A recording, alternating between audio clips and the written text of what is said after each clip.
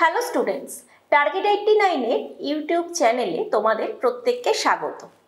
আমরা টার্গেট 89 এর টিচার্সরা তোমাদের পড়াশোনার সুবিধার জন্য এবং তোমাদের পরীক্ষার প্রস্তুতির বিষয়ে সঠিক গাইডেন্স দিতে আমাদের ইউটিউব চ্যানেলে তোমাদের সুবিধার জন্য কিছু স্পেশাল ক্লাসের ব্যবস্থা করেছি।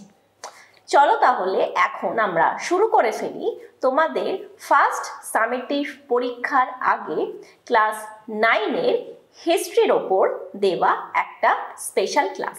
তোমরা প্রত্যেকেই জানো তোমাদের সারা বছর ধরে 3টে সামেটিভ পরীক্ষা হয়। ফার্স্ট সামেটিভ পরীক্ষা এপ্রিলে, সেকেন্ড সামেটিভ পরীক্ষা অগস্টে এবং থার্ড সামেটিভ বা ফাইনাল পরীক্ষা হয় নভেম্বর মাসে। তো সেই রকমই তোমাদের যাতে পরীক্ষার আগে প্রস্তুতি নিতে সুবিধা হয় বা কোন চ্যাপ্টার থেকে কি ধরনের প্রশ্ন লিখলে তোমরা বেশি নাম্বার স্কোর করতে পারবে, এই সমস্ত প্রশ্নের উত্তর দেওয়ার জন্যই আজকে আমরা চলো শুরু করে দিই ইতিহাসের কিছু গুরুত্বপূর্ণ এবং সম্ভাব্য প্রশ্নাবলী নিয়ে আলোচনা। তো শুরুতেই আমরা জানবো যে আমাদের টোটাল কত মার্কসের পরীক্ষা অ্যাটেন্ড করতে হবে। আমাদের ফার্স্ট সামেটিভ পরীক্ষা হয় 40 মার্কসের। এইটা তোমরা যেভাবে ক্লাস 6, 7, 8 এর পরীক্ষা দিয়ে এসেছো তার থেকে একটু আলাদা। এক্ষেত্রে তোমাদের সূচিপত্র অনুযায়ী প্রথম যে দুটো চ্যাপ্টার রয়েছে, চ্যাপ্টার 1 আর চ্যাপ্টার 2, অর্থাৎ ফরাসি বিপ্লবের কয়েকটি দিক এবং বিপ্লবী আদর্শ, নেপোলিয়নীয় সাম্রাজ্য, জাতীয়তাবাদ, এই দুটো চ্যাপ্টারের ওপর পরীক্ষা হবে। প্রত্যেকটা চ্যাপ্টার থেকে এমসিকিউ আসবে, এক কথায় উত্তর দাও আসবে, যার মধ্যে একটি বাক্যে উত্তর দাও, শূন্যস্থান পূরণ করো, ঠিক অথবা ভুল নির্বাচন করো এবং বিবৃতি ব্যাখ্যামূলক প্রশ্ন বা স্তম্ভ মেলাও আসতে পারে। ওকে, তো মার্কস ডিভিশনটা এখানে স্পষ্ট করে আমি লিখে দিয়েছি, তোমরা প্রত্যেকেই কিন্তু একবার ভালো করে দেখে নেবে। এছাড়াও আসবে 2 মার্কসের কোয়েশ্চেন, 4 মার্কসের কোয়েশ্চেন এবং 8 মার্কসের কোয়েশ্চেন। 4 মার্কসের কোয়েশ্চেন এখানে অপশনাল আসবে, অর্থাৎ 3টের মধ্যে তোমাদের 2টো উত্তর লিখতে হবে, আর 8 মার্কসের কোয়েশ্চেনও তোমাদের অপশনাল আসবে, 2টোর মধ্যে তোমাদের একটা প্রশ্নের উত্তর লিখতে হবে। তো এটা গেল আমাদের ফার্স্ট সামেটিভ পরীক্ষার মার্কস ডিভিশন। তাহলে চলো এবার আমরা শুরু করে দিই আমাদের ফার্স্ট চ্যাপ্টার থেকে যে প্রশ্নগুলো ইম্পর্টেন্ট সেগুলোকে জানতে। তবে শুরুতেই আমি একটা কথা বলি, আমি এখানে যে প্রশ্নগুলো রেখেছি সেগুলো তো অবশ্যই ভীষণ ইম্পর্টেন্ট, কিন্তু তার সাথে সাথে তোমরা টেক্সট বইয়ের বাকি যে ইম্পর্টেন্ট প্রশ্নগুলো আছে সেগুলো কিন্তু তোমরা খুব ভালো করে পড়বে। আর যারা তোমরা আমাদের টার্গেট 89 এর রেগুলার ক্লাসের সাথে যুক্ত আছো তারা তো দেখেই নিয়েছো ক্লাসে আমি যখন তোমাদের যেভাবে পড়িয়েছিলাম তখন কোন প্রশ্নটা ইম্পর্টেন্ট, কোন প্রশ্নটা কিভাবে উত্তর লিখতে হয় সেগুলো আলোচনা করে দিয়েছিলাম।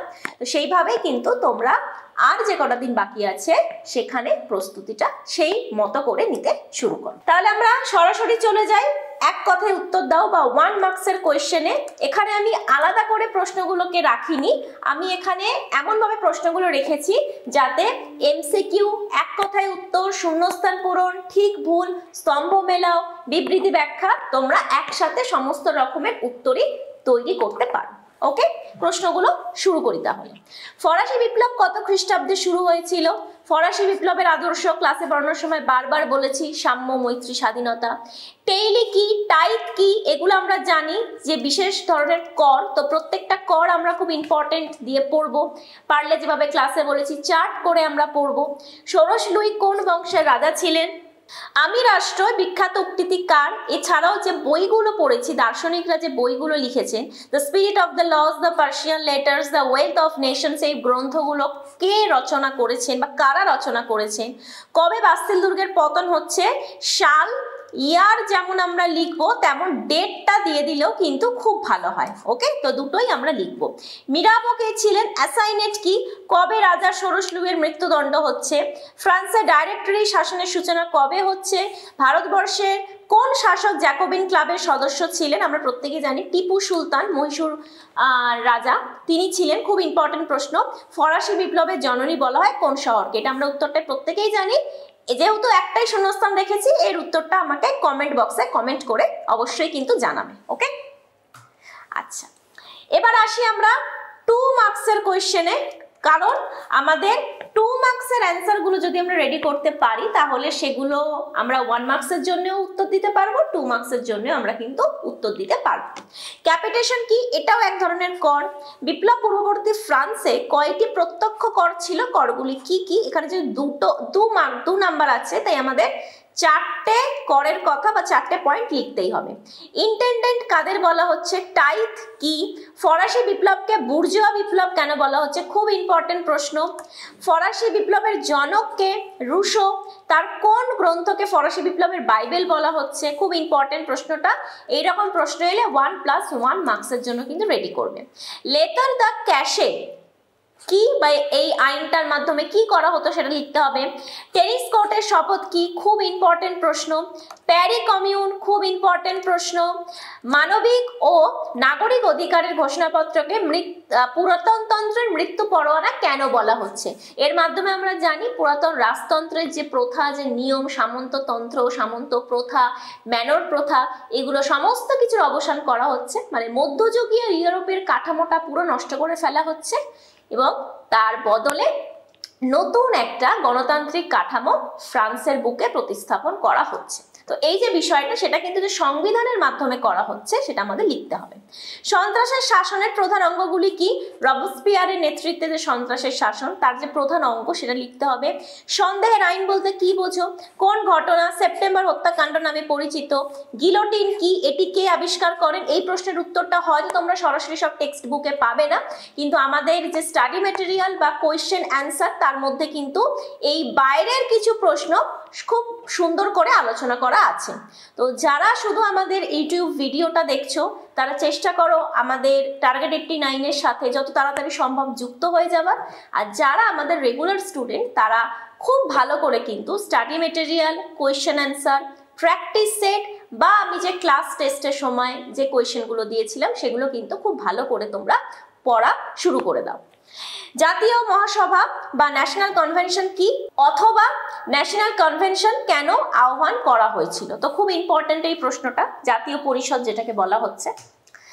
আচ্ছা, নেক্সট আমরা যে চ্যাপ্টারটার কথা জানবো সেটা হচ্ছে আমাদের সেকেন্ড চ্যাপ্টার, বিপ্লবী আদর্শ, নেপোলিয়নীয় সাম্রাজ্য, জাতীয়তাবাদ। আমি চ্যাপ্টারটার নামটা একটু ছোট করে রেখেছি, আর বড় প্রশ্নগুলো আমরা কিন্তু পরে আলোচনা করব। ওকে, তো এখান থেকে সেম 1 মার্কসের কোয়েশ্চেন। বিপ্লবের সন্তান কে ছিলেন? কনসুলেট শাসন ব্যবস্থায় 3 জন কনসাল কারা ছিলেন?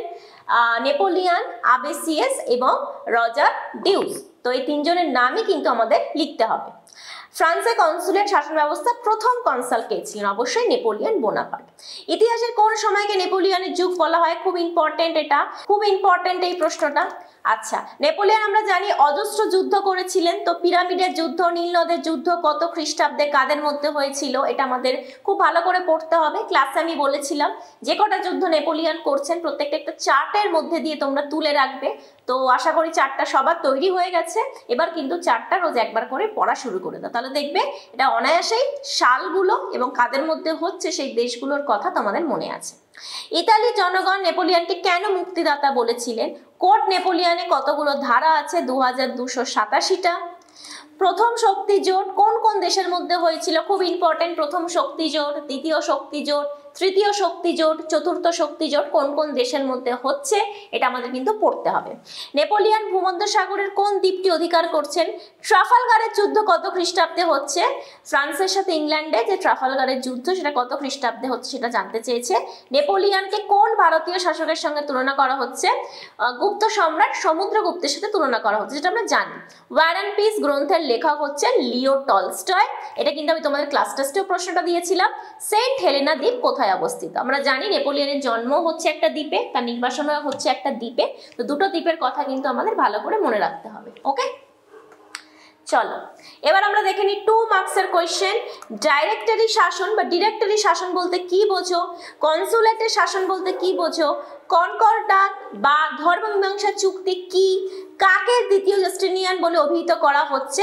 নেপোলিয়ানকে। কেন? কারণ তিনি কোড নেপোলিয়ান বা আইনের সংকলন তৈরি করছেন বলে। পবিত্র রোমান সাম্রাজ্যের অবসান কে কখন ঘটিয়েছিলেন? উপদ্বীপের যুদ্ধ কি? আমরা জানি উপদ্বীপের যুদ্ধ কোন দুটো জায়গার উপর ভিত্তি করে হয়েছিল, তো সেটা আমাদের লিখতে হবে। টিলসিটার সন্ধির গুরুত্ব কি? যেই রকম আমাদের যুদ্ধগুলোর কথা পড়তে হবে, অর্থাৎ কত খ্রিস্টাব্দে কাদের মধ্যে হচ্ছে এটা যেমন জানতে হবে, তেমন প্রত্যেকটা যুদ্ধের পর যে সন্ধি হচ্ছিল সন্ধিগুলোর নাম এবং সন্ধির কি শর্ত বা কি গুরুত্ব ছিল সেটাও কিন্তু আমাদের জানতে হবে। তো সেই রকমই টিলসিটের সন্ধি, ট্রাফালগারের সন্ধি, লিপজিগের সন্ধি, তো এইরকমই টিলসিটের সন্ধির গুরুত্ব, তারপর লিপজিগের যুদ্ধের পরে সন্ধির গুরুত্ব, তারপরে ট্রাফালগারের যুদ্ধের পরের যে গুরুত্ব, সেগুলো কিন্তু আমরা খুব ভালো করে পড়ব। কনফেডারেশন অফ দ্য রাইন কি? খুব ইম্পর্টেন্ট একটা 2 মার্কসের কোয়েশ্চেন। শত দিবসের সংস্কার। নেপোলিয়ন যখন প্রথমবার যুদ্ধে হেরে যাবার পরে তিনি যখন আবার ফ্রান্সের রাজত্ব পুনর্দখলের চেষ্টা করছেন, তখন তিনি 100 দিনের মতো তিনি শাসন করতে পেরেছিলেন, তো সেটাকেই শত দিবসের রাজত্ব বলা হচ্ছে। ওয়াটারলুর যুদ্ধ কত খ্রিস্টাব্দে কাদের মধ্যে হচ্ছে? তো খুব ইম্পর্টেন্ট কিন্তু এই প্রশ্নগুলো। ওকে, যারা ইউটিউবে ক্লাসটা দেখতে দেখতে ভাবছো যে তোমরাও যদি রেগুলার স্টুডেন্ট হতে আমাদের টার্গেট 89-এর, তাহলে কত সুবিধা হতো, তাদের জন্য আমি আরও একবার বলছি আমাদের টার্গেট 89-এর ক্লাস করার অনলাইন এবং অফলাইন ক্লাসের ফিচার্সগুলো ঠিক কি আছে। তোমরা প্রতিদিন লাইভ ক্লাস করার সুযোগ পাচ্ছ, অর্থাৎ প্রত্যেকটা সাবজেক্টের টিচারের সাথে তোমরা সরাসরি তোমাদের লাইভ ক্লাসের মধ্যে দিয়ে ডাউট ক্লিয়ার করা, প্রশ্ন উত্তর সলভ করা, ক্লাসে আলোচনা করা, এগুলো সুযোগ পাচ্ছ। লাইভ ক্লাসের রেকর্ডিং পার্টও থাকছে, অর্থাৎ তোমরা যদি কোনো একটা দিন ক্লাস মিস করো তাহলে সেই ডেট অনুযায়ী ক্লাসটা কিন্তু আমাদের টার্গেট 89-এর যে অ্যাপস রয়েছে তার মধ্যে আপলোড করে দেওয়া হয়। সেখান থেকে তোমরা অনায়াসেই যে কোনো সময় যে কোনো নিজের সুবিধা মতো পরিস্থিতিতে ক্লাসগুলো শুনতে পারবে। সিলেবাস অনুযায়ী রেকর্ডেড ক্লাস। সিলেবাস অনুযায়ী শুধুই নয়, প্রত্যেকটা চ্যাপ্টার অনুযায়ী, প্রত্যেকটা চ্যাপ্টারের টপিক অনুযায়ী, প্রত্যেকটা সাবজেক্টের যে বিষয়গুলো আছে সেগুলো ধরে ধরে কিন্তু এই রেকর্ডেড ক্লাসগুলো তোমরা পাবে। রাজ্যের বিভিন্ন প্রান্তের সেরা ছাত্রছাত্রীদের সঙ্গে প্রতিযোগিতার সুযোগ। তোমরা আমাদের সাথে যুক্ত হবার মধ্যে দিয়ে শুধু যে নিজেরা পরীক্ষা নিজেরা যাচাই করা সেই সুযোগটাই পাচ্ছ তা নয়, শুধু যে তোমরা তোমাদের স্কুলের বন্ধুদের সাথেই কম্পিটিশন করতে পারছো তা নয়, তোমরা পশ্চিমবঙ্গের যতগুলো স্কুলের যত রকমের ছাত্রছাত্রী রয়েছে তাদের প্রত্যেকের সাথে একটা হেলদি কম্পিটিশনের মাধ্যমে কিন্তু নিজের পড়াশোনার উন্নতি এবং নিজের সেলফ অ্যানালিসিস করতে পারবে। এর ফলে তোমাদের মধ্যে কিন্তু একটা আলাদা রকমের কনফিডেন্স বিল্ড আপ করবে। প্রতিটি অধ্যায়ের শেষে পরীক্ষা। প্রত্যেকটা অধ্যায়ের শেষে কিন্তু একটা করে পরীক্ষা নেওয়া হয় এবং পরীক্ষাতে যতক্ষণ না পর্যন্ত একটা স্যাটিসফাইং মার্কস তোমরা পাও ততক্ষণ পর্যন্ত চেষ্টা করা হয় যে তোমাদের আরো কত বেটার পারফরমেন্স করানো যেতে পারে। প্রত্যেকটা অধ্যায়ের শেষেও যেমন পরীক্ষা থাকে, তেমন প্রত্যেকটা সামেটিভের আগেও কিন্তু একটা করে মক টেস্ট নেওয়া হয়। প্রত্যেকটা সামেটিভের আগে সেই রকম সাজেশনও দেওয়া হয়, যেই সাজেশনটা তোমরা শুনছো সেই সাজেশনটা সম্পর্কে যে ডিটেলসে প্রশ্ন উত্তর আলোচনা করা, সেটা কিন্তু আমরা রেগুলার ক্লাসে করে থাকি। যত তাড়াতাড়ি তোমরা আমাদের সাথে যুক্ত হতে পারবে তত তাড়াতাড়ি কিন্তু তোমরা এই ফিচার্সগুলো পেতে পারবে।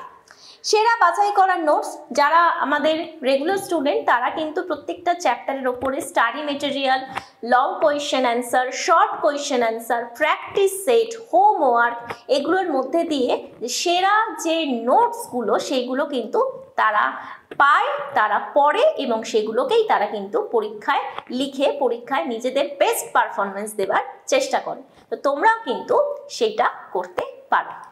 প্রতিটি বিষয়ে আলাদা আলাদা শিক্ষক। তোমরা যখন আমাদের ইউটিউব ভিডিওগুলো দেখবে তখন তোমরা আশা করি বুঝতেই পারবে যে প্রত্যেকটা সাবজেক্টের জন্য কিন্তু আলাদা আলাদা টিচার্সরা রয়েছে, তারা ভীষণ এক্সপিরিয়েন্সড টিচার, প্রত্যেকেই তোমাদেরকে গাইড করার জন্য সব সময় প্রস্তুত রয়েছে। তো তোমরা যত তাড়াতাড়ি আমাদের সাথে যুক্ত হতে পারবে তত তাড়াতাড়ি কিন্তু এই ফিচার্সগুলো তোমরা পেতে পারো।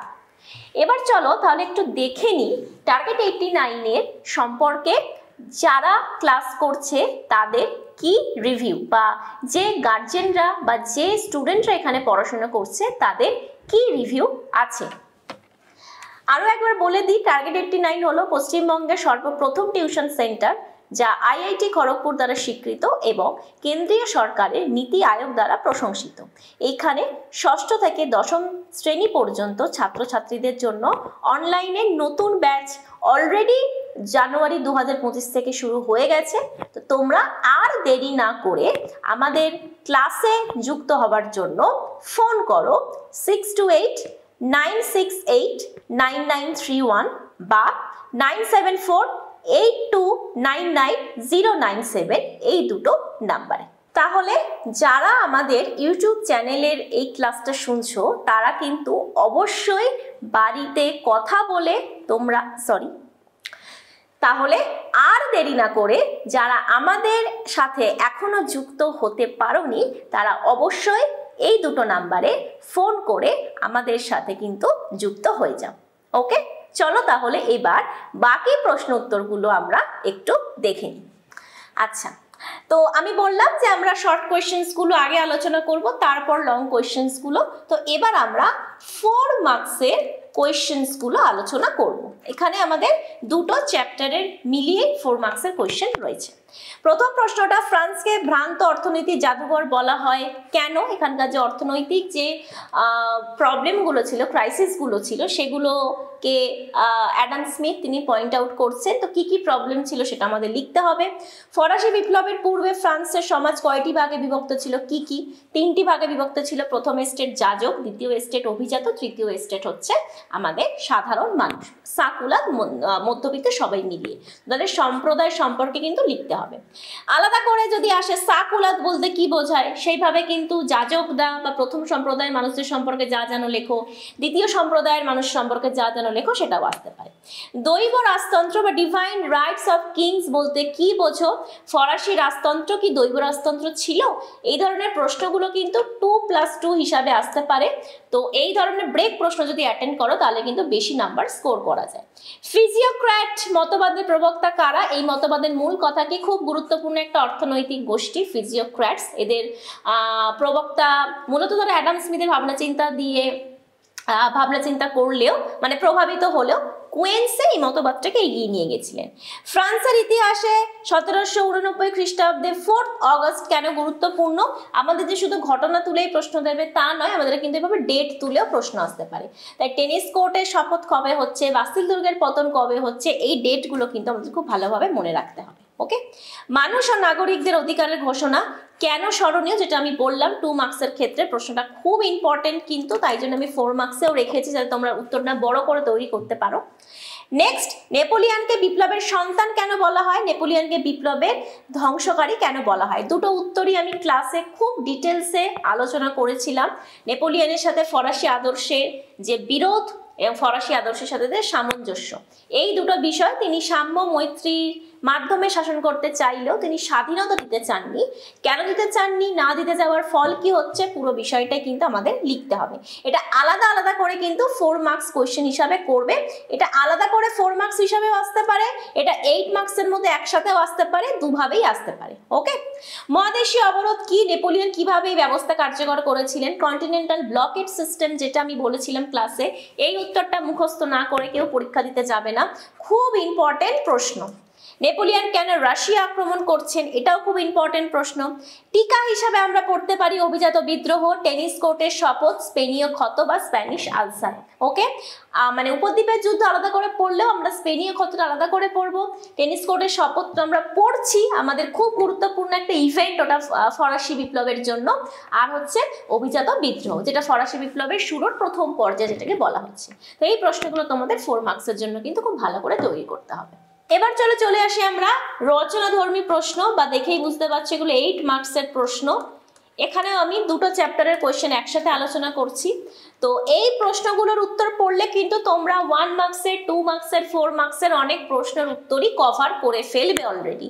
তাই আমি তোমাদেরকে বলবো বা সাজেস্ট করব যে 8 মার্কসের যে কটা প্রশ্ন আছে প্রত্যেকটা প্রশ্নের উত্তর তোমরা কিন্তু খুব ভালো করে রেডি করে যাবে।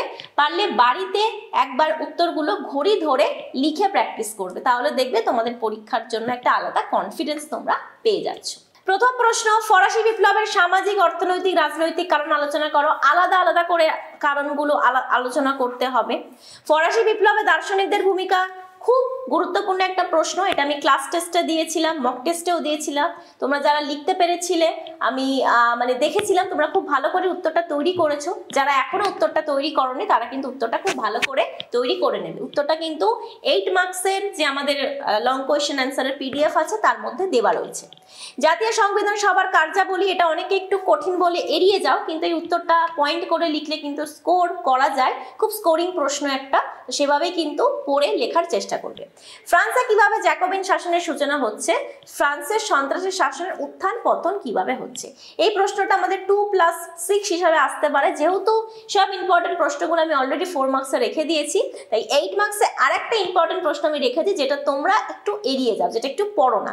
এখান থেকে তোমরা শর্ট প্রশ্ন পড়ে চলে যাওয়ার একটু চেষ্টা করো, কিন্তু সেটা করবে না। প্রশ্ন কিন্তু কখনোই প্রেডিক্টেবল হয় না, তোমাদের কিন্তু এই সমস্ত যেগুলো তোমাদের আনইম্পর্টেন্ট মনে হচ্ছে সেগুলো কিন্তু 8 মার্কসে দিয়ে দিতে পারে, তো সেইভাবে উত্তরগুলোকে লেখার চেষ্টা করবে। আচ্ছা, সেকেন্ড চ্যাপ্টার থেকে নেপোলিয়ন কিভাবে ইউরোপের সাম্রাজ্য প্রতিষ্ঠা করছেন? তার সাম্রাজ্যবাদী নীতি সাম্য, মৈত্রী, স্বাধীনতার বিরোধী ছিল কেন? এই প্রশ্নের উত্তরটা আমাদের একটু ঘুরিয়ে লিখতে হবে, তো উত্তরটা তোমাদের অলরেডি 8 মার্কসের অ্যান্সারের মধ্যে আলোচনা করা আছে, সেখান থেকে যদি তোমাদের পড়ে কোনো প্রবলেম হয় তাহলে কিন্তু অবশ্যই জিজ্ঞাসা করবে, আমি ক্লাসে আরেকবার ডিসকাস করে দেবো। ওকে, এটাও তোমরা 2+6 এর জন্য রেডি করতে পারো। নেপোলিয়ন অভ্যন্তরীণ সংস্কারগুলির বর্ণনা দাও। নেপোলিয়ন যে অভ্যন্তরীণ সংস্কার করছেন অর্থনৈতিক, শিক্ষা, সামরিকগত দিক থেকে, ধর্মীয় দিক থেকে, সামাজিক দিক থেকে, এত যে তিনি অভ্যন্তরীণ সংস্কার করছেন সেটা কিন্তু আমাদের আলাদা আলাদা করে লিখতে হবে। এটাও কিন্তু খুব পয়েন্ট বেসড একটা প্রশ্নের উত্তর লেখার জায়গা। নেপোলিয়নের পতনের কারণ ব্যাখ্যা করো। খুব ইম্পর্টেন্ট প্রশ্ন, এটা কেউ রেডি না করে পরীক্ষা দিতে যাবে না। তার যে পতনের যে ধাপগুলো, যে যুদ্ধগুলো করছেন, তারপরে তিনি সেগুলো সন্ধির মাধ্যমে তিনি সমঝোতা করতে বাধ্য হচ্ছেন এবং ফাইনালি এতগুলো যুদ্ধ করার পরে তাকে যে দ্বীপে নির্বাসিত করে দেওয়া হচ্ছে, সেখান থেকে তিনি ফিরে আসার চেষ্টা করছেন, আবার তাকে নির্বাসিত করা হচ্ছে। এই যে প্রসেসটা সেটা কেন হচ্ছে সেটা কিন্তু লিখতে হবে। কোড নেপোলিয়ন বলতে কি বোঝো? এই উত্তরটা তোমরা প্রত্যেকে আমাকে কমেন্ট বক্সে জানাবে যে তোমরা এটা উত্তরটা বুঝতে পেরেছো কিনা। না যদি বুঝতে পারো আমি ক্লাসে আরেকবার তোমাদের বলে দেবো, বা ইউটিউবে আমি একটা আলাদা করে স্পেশাল ক্লাস দিয়ে এই কোড নেপোলিয়ন আর মহাদেশীয় অবরোধ ব্যবস্থাটা কিন্তু বুঝিয়ে দেব। আমি এই দুটো টপিকে বারবার গুরুত্ব দিচ্ছি কারণ এই দুটো টপিক কিন্তু খুব গুরুত্বপূর্ণ। কোড নেপোলিয়নের মাধ্যমে নেপোলিয়ন কিভাবে ফরাসি বিপ্লবের আদর্শ রক্ষা করছেন, যেটা ফরাসি বিপ্লবের আদর্শ রক্ষাকারী, তিনি সাম্য, মৈত্রীকে গুরুত্ব দিচ্ছেন, সেই বিষয়টাই কিন্তু আমাদের লিখতে হবে। তো এই কটা প্রশ্নের উত্তর, এখানে 4টে আর এখানে 4টে, এই 8টা প্রশ্নের উত্তর আমি চাইবো তোমরা প্রত্যেকে একদম 2-3 দিনের মধ্যে রেডি করে ফেলো, তার সাথে এটাকে লিখে প্র্যাকটিস করো, তারপর আমাকে কমেন্টস করে জানাও তোমরা এটা করে কোনো রকম নিজের মধ্যে কনফিডেন্স ফিল করতে পারছো কিনা। যদি করতে পারো তাহলে খুব ভালো হবে তোমাদের জন্য, এবং আমিও খুব ভালো নিশ্চিন্ত হতে পারবো যে তোমরা প্রস্তুতিটা ঠিকঠাকভাবে নিতে পারছো এটা ভেবে। আশা করি তোমাদের আজকের ক্লাসটা করতে ভালো লেগেছে। তোমাদের এখনো যাদের মনে হচ্ছে প্রশ্নগুলো দেখে যে কোন প্রশ্নগুলো করা হয়নি বা কোন প্রশ্নগুলো একটু কম রেডি করা হয়েছে, সেগুলোর ওপর একটা আইডিয়া মোটামুটি পেয়ে গেছো। এবার তোমরা পড়াশোনার প্রস্তুতিটা শুরু করে দাও। এই প্রশ্নের উত্তরগুলো তৈরি করে ফেললে তোমরা কিন্তু দেখবে পরীক্ষার হলে 90 থেকে 95% কমন পাচ্ছ, আর তোমাদের ফার্স্ট সামেটিভ পরীক্ষাও খুব ভালো হবে। আমাদের টার্গেট 89 এর বিভিন্ন ইভেন্ট সম্পর্কে বিভিন্ন রকমের ফ্যাক্ট জানার জন্য তোমরা কিন্তু অবশ্যই আমাদের যে ফেসবুক পেজ সেটাকে ভিজিট করবে। এছাড়াও আমাদের সেন্টার সম্পর্কে, সেন্টারের কীরকমভাবে ক্লাস হয়, কি বিষয়ে আলোচনা করা হয়, সেগুলোর ডিটেলস জানতে তোমরা আমাদের ওয়েবসাইটটাও কিন্তু ভিজিট করবে। আর পাশাপাশি তোমরা তো আমাদের ইউটিউব চ্যানেলটাকে ফলো আর সাবস্ক্রাইব করে রেখেইছো, তো এই ইউটিউব চ্যানেলকেও কিন্তু তোমরা রেগুলার একটু ভিজিট করবে, বিশেষ করে পরীক্ষার আগে। তোমাদের সাথে আবার আমার অন্য কোনো ক্লাসে অন্য কোনো ভিডিও নিয়ে দেখা হবে। তার আগে পর্যন্ত তোমরা খুব ভালো করে পড়াশোনা করো, আর প্রত্যেকটা সাবজেক্টের ওপরে যে সাজেশন বেসড ভিডিওগুলো আসবে সেগুলো কিন্তু তোমরা প্রত্যেকেই খুব মন দিয়ে দেখে ফলো করার চেষ্টা করবে। তোমাদের ফার্স্ট সামেটিভ পরীক্ষার জন্য all the best. Thank you.